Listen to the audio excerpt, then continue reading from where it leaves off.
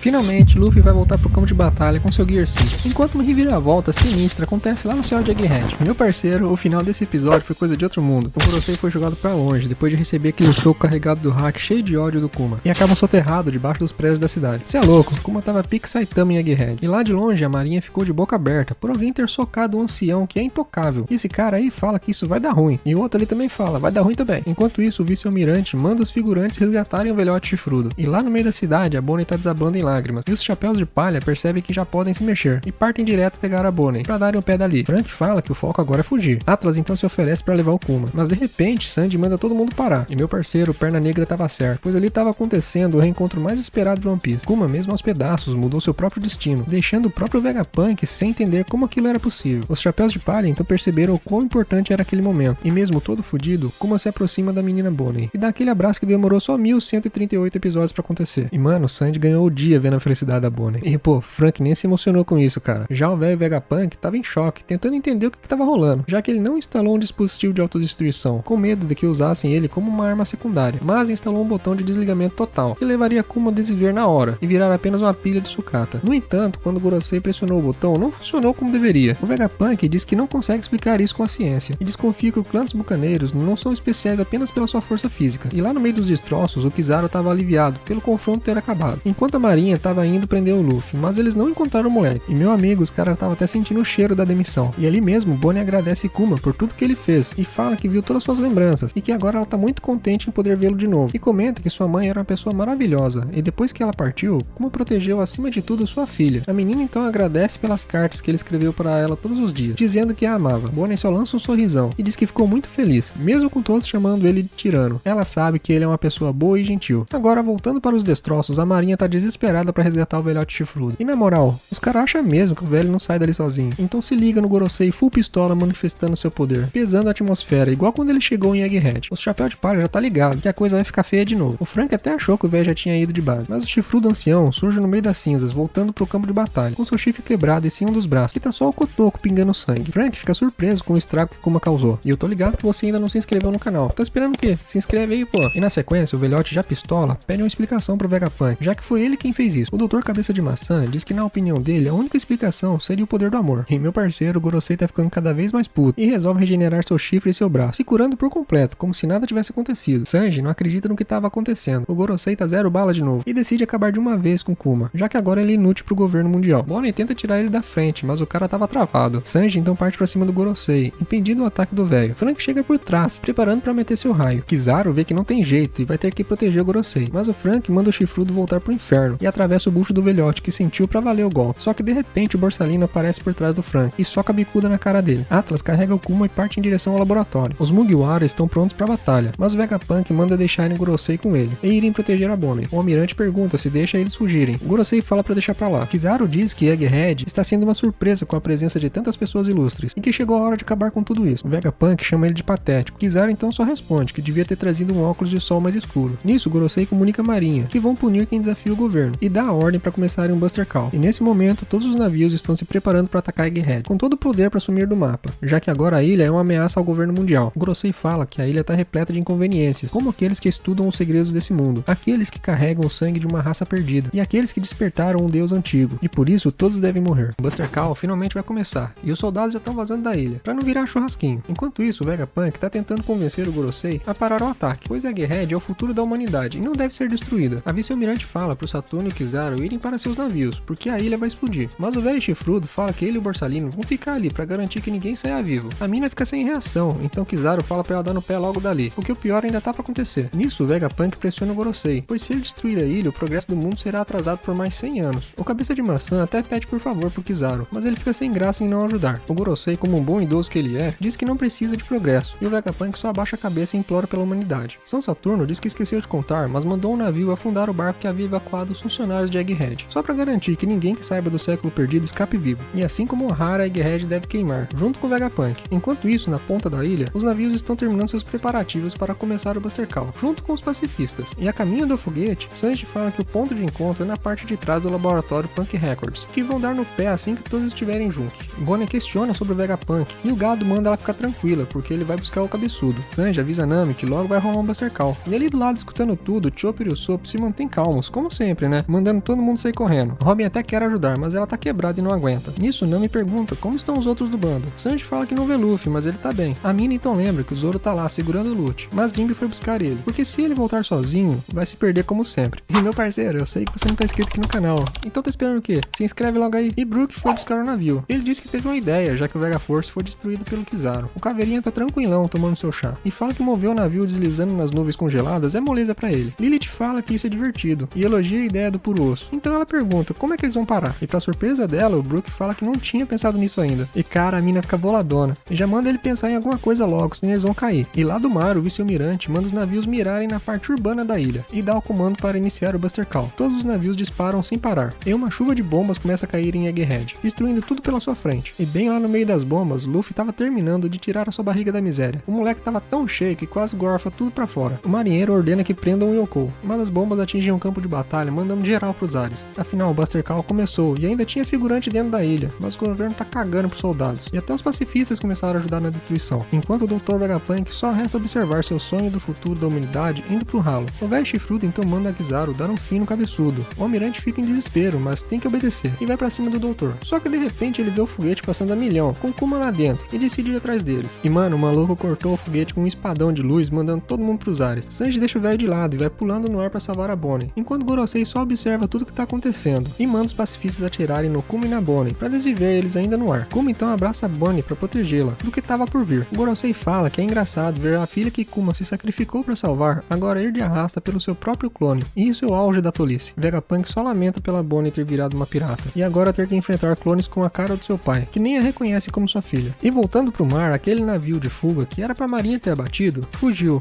e quem tava afundando na verdade era a marinha. O comandante dentro do navio afundando avisa que o bando que afundou o navio está indo direto pra Egghead. E lá no meio do fogo cruzado, a marinha quer prender o Chapéu de Palha, antes que tudo exploda. Só que o moleque tá valente, e manda experimentarem prender ele. Então o barrigudo começa a concentrar toda a sua energia na barriga. O moleque quase tem o troço, mas consegue digerir toda a comida de uma só vez, pra surpresa dos soldados.